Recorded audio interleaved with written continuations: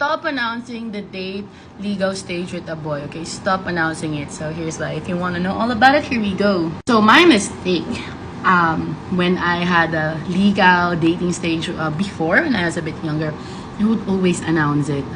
Kahit hindi pa kami, kahit on that very early stage on, I would tell every single detail to my friends, to my mom, and to be honest, because I find it comforting to share yung mga nangyayari sa relationship namin. And of course, I was a bit younger that time, so I didn't know any better. I was younger, so I thought, if I get other people's validation and opinion, yun yung magagamit ko sa relationship namin, or sa magiging relationship namin, which is very bad, guys. Kasi, hindi ito yung true essence ng heart mo eh.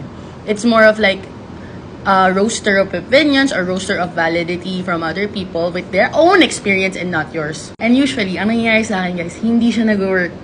For some reason, pag in-announce ko sa friends ko, sa best friends ko, sa mom ko, hindi nag-work. So, what's wrong? Hindi naman masamang tao yung mga like I had experience before. So, I made a note, a mental note to myself to not announce anything until it's there, as established. So, basically, this is evil eye.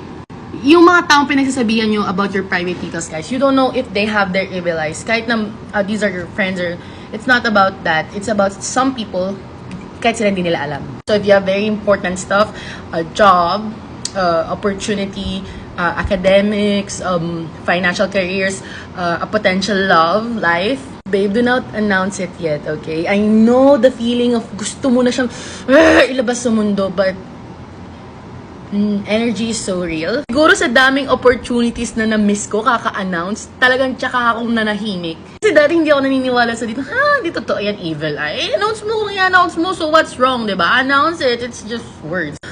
Pero ako na rin talagang nagising na, Lizelle, itry mo lang, walang mawawala na manahimik, and tingnan mo if it works.